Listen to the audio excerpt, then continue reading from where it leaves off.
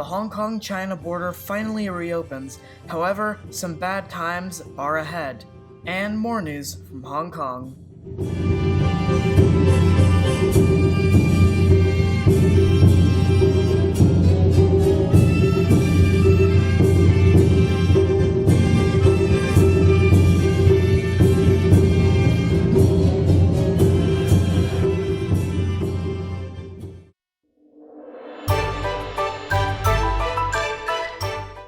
So, you might not even know that China and Hong Kong have a giant border wall. Or maybe you do and I'm just stupid.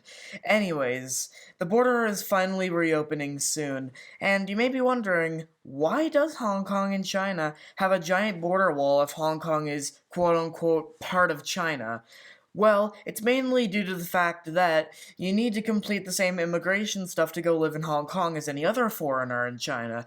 This is to prevent people from just flocking to Hong Kong, because housing prices are currently going down from the exodus of people, and the government is keen to keep it that way. But due to the fact that protests calling for the end of zero COVID, and the fact that the economy is not doing well, have forced the Chinese Communist Party to begin to reopen a lot of stuff in China. However, this could be a really bad decision because there are many sick people in China sick from COVID due to the fact zero COVID is opening so rapidly, and as I mentioned in a previous video, people's immune systems have been completely destroyed by quarantine, and it's not just COVID, it's also any disease like flus and stuff. Vaccines help a bit, but vaccinating tons of people constantly, especially the anti-vaxxers, is a lot less effective than just letting everything reopen, letting them get immunity, and then everything's fixed. There's also been widespread criticism of China, well, for multiple reasons, but this one is also because they are giving out a lack of information of COVID. We don't actually know how much COVID is in China, just that there's a lot. So that's why many foreign governments are requiring people to test before going into China. As well as that, there's also a lot of panic in the mainland due to the fact that multiple celebrities have died, including a singer named Qiu Lanlan.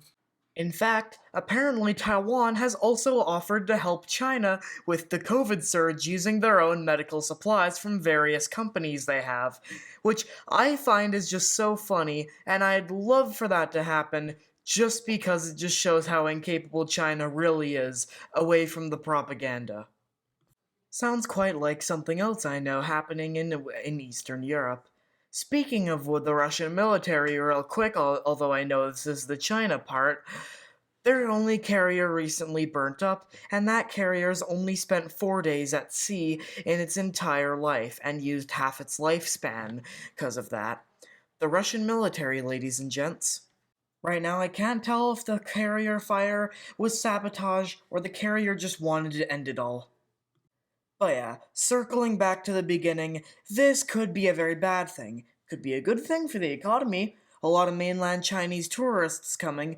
Because, think about it, Hong Kong has a Disneyland, which has recently got an expansion, and why, if you were in Guangzhou, would you spend all the time going to Shenzhen Disneyland when you could just have a quick hop across the border to Hong Kong Disneyland?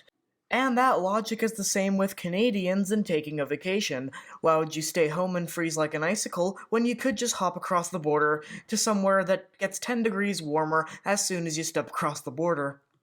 Anyways, other than probably being on the Hong Kong police watch list, I don't really got anything else to say. So, Zoigin, and I'll see you in the next episode.